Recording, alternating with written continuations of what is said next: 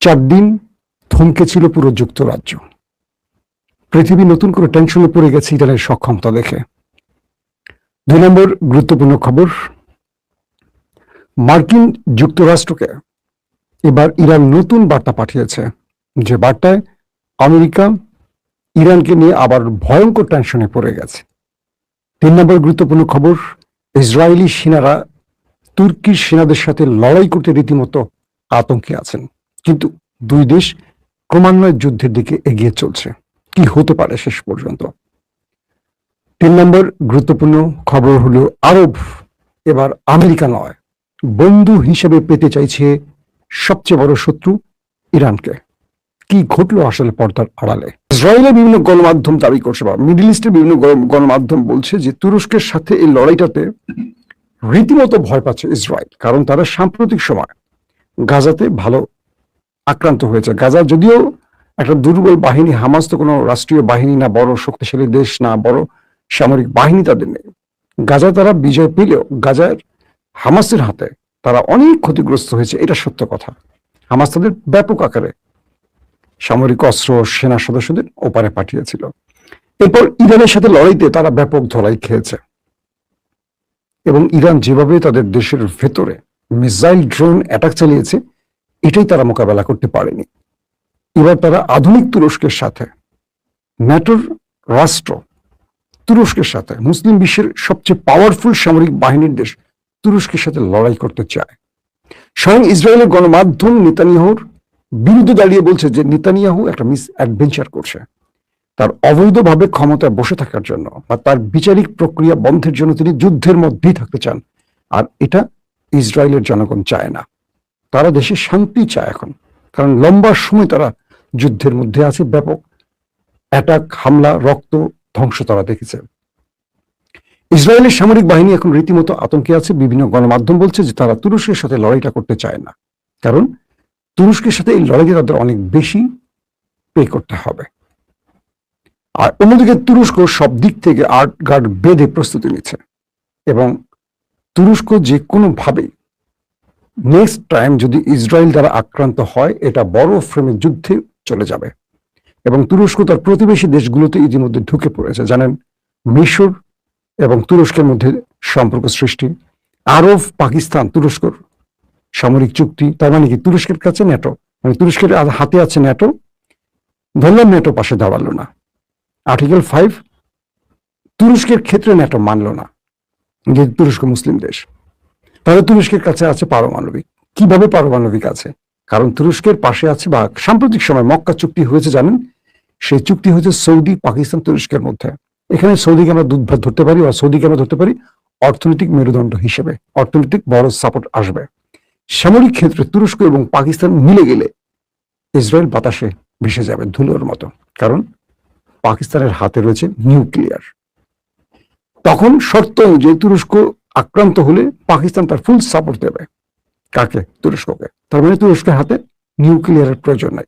বাকি electronics warfare, radar system, প্রতিরক্ষা ব্যবস্থা, মিসাইল, ড্রোন, এগুলো তুরস্কের আছে, মানে কারিশমা দেখানোর মতো, যেগুলো ইরানের ছিল না। কিন্তু ইরানের কাছে ধোলাই খেয়ে, মানে কি বলবো, নেতানিয়াহু শুয়ে পড়েছে। তো তুরস্কের সাথে পাঙ্গা নিয়ে নেতানিয়াহু কোথায় পৌঁছবে, এটা নিয়ে এখন আইডিএফ টেনশনে আছে, কারণ তারা তুরস্কের সাথে লড়তে চাইছে না। 3 নম্বর গুরুত্বপূর্ণ খবরটি হলো,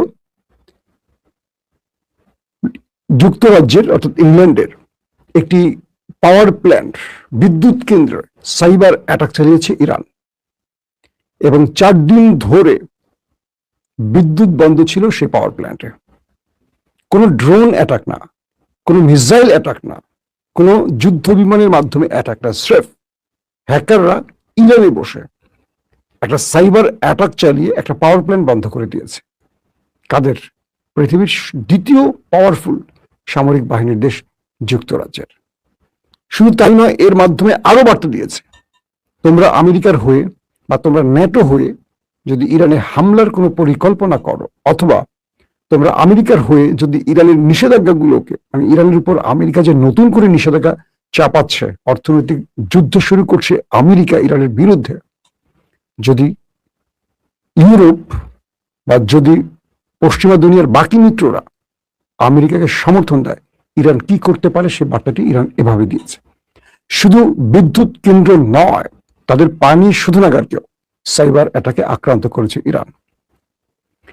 বলা হচ্ছে যে ব্রিটেনের তাবৎ বড় বড় বিশেষজ্ঞরা টেনশনে পড়ে গেছে, পশ্চিমা দুনিয়া টেনশনে পড়ে গেছে, ইউরোপ টেনশনে পড়ে গেছে। তার মাধ্যমে কি ফ্রান্সকে, জার্মানকে, ইতালিকে, আদার্স যত ইউরোপীয় কান্ট্রি আছে সবাইকে ইরান এই বার্তাটি দিয়েছে, তোমার সব ঠিক থাকবে, জাস্ট তোমার পাওয়ার প্ল্যান্ট অফ করে দেব, তোমার পানি শোধনাগার অফ করে দেব, আমার ঘরে বসে মিসাইল ড্রোন ছাড়াই আমি পারবো।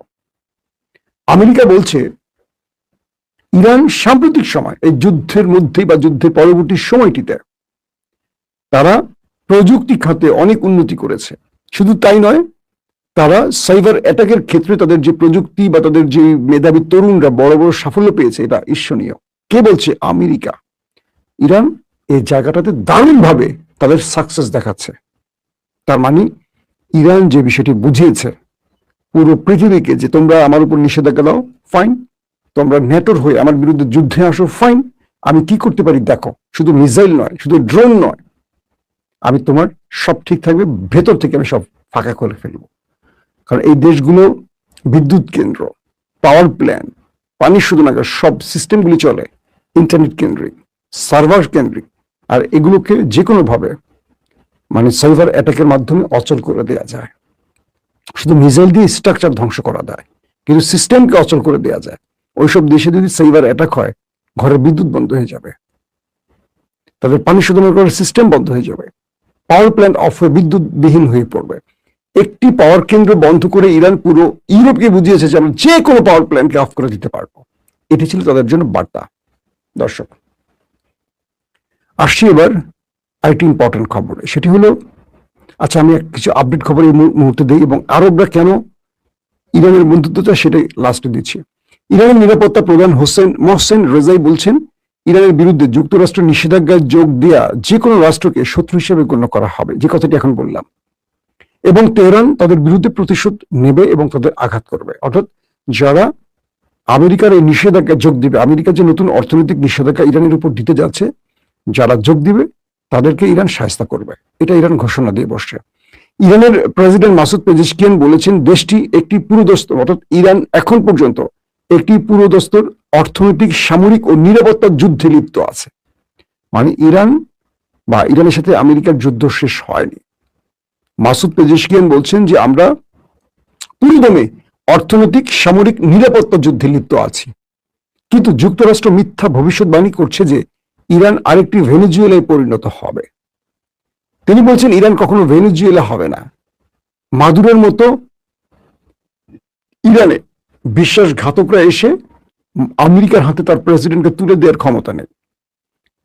আমি গতকালকে লাইভে বলেছি যে ইরানের বড় বড় কর্মকর্তাদের, সামরিক বাহিনীর উচ্চ পদস্থ অফিসারদের আমেরিকা বিলিয়ন বিলিয়ন ডলারের অফার করেছে যেন একটা কু করে ক্ষমতা দখল করে।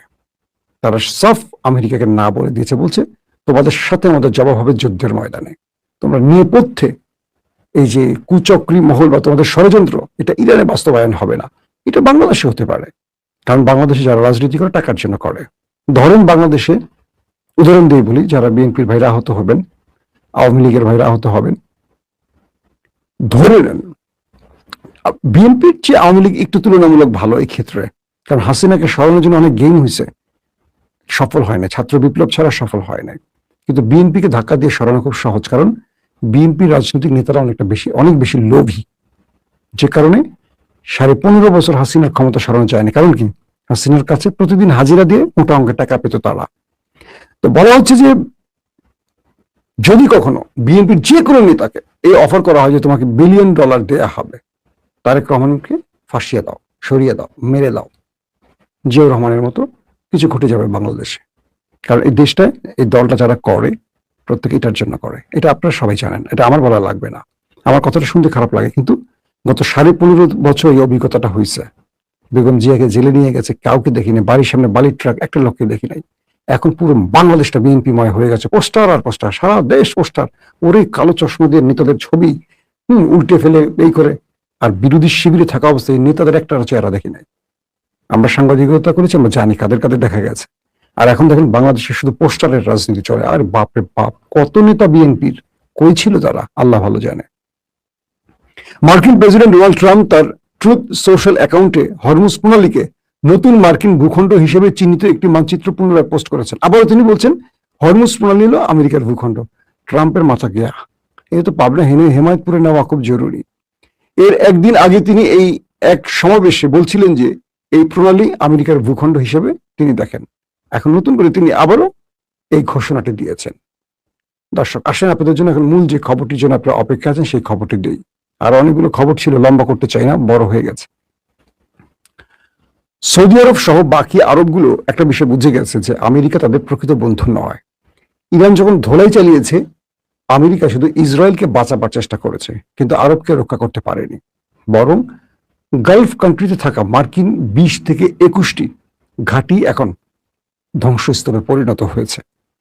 যারা নিজেদের ঘাঁটি রক্ষা করতে পারেনি, প্রতিরক্ষা ব্যবস্থা রক্ষা করতে পারেনি, ড্রোন, যুদ্ধ বিমান এবং যাদের রাডার সিস্টেম কিচ্ছু রক্ষা করতে পারেনি, যারা তাদের সেনাবাহিনীকে রক্ষা করতে পারেনি, তারা আরবকে রক্ষা করবে? প্রশ্নবোধক 1। প্রশ্নবোধক 2, আমেরিকা তার প্রতিরক্ষা ব্যবস্থা প্রথম দিকের যুদ্ধে সরিয়ে ইসরায়েলে নিয়ে গেছে ইসরায়েলকে রক্ষায়। যখন ইরান মিসাইলগুলো মারছে, আমেরিকা আরবে বসে বসে আরবকে রক্ষা না, ইসরায়েলের রক্ষায় অ্যান্টি মিসাইলগুলো মারছে, আরবের দেশ ব্যবহার করে, ঘাঁটি ব্যবহার করে।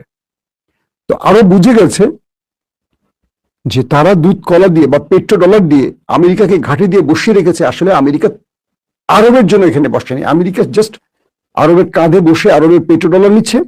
কিন্তু মধ্যপ্রাচ্যে আমেরিকার যে ক্যান্টনমেন্ট ইসরায়েলকে রক্ষা করছে, এবং ইসরায়েলকে দিয়ে মূলত মধ্যপ্রাচ্য কন্ট্রোলে রাখতে একটা কি বলবো সেনাবাহিনীর একটা বেঙ্গল তৈরি করে বসে আছে, বা সেনাবাহিনীর একটি এটা কি বলে শাখা তৈরি করে বসে আছে, যে ইসরায়েল হবে মধ্যপ্রাচ্যে আমেরিকার হাতের ছড়ি।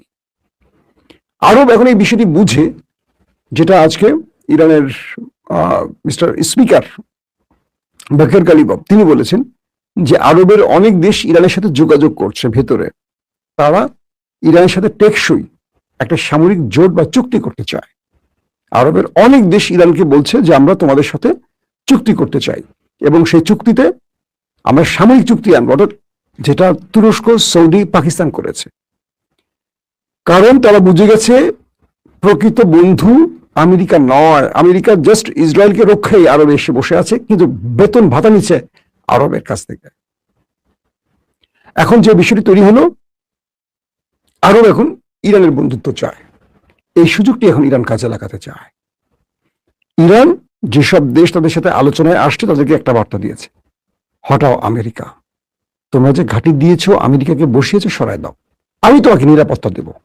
মধ্যপ্রাচ্যে আমেরিকাকে পেটানোর ক্ষমতা শুধু আমারই আছে, আমেরিকাকে, ইসরায়েলকে ইরানই পারছে পেটাতে, আর কেউ পারে নাই, কোন দেশ পারে নাই, কারণ সে শক্তি সাহস হয় নাই।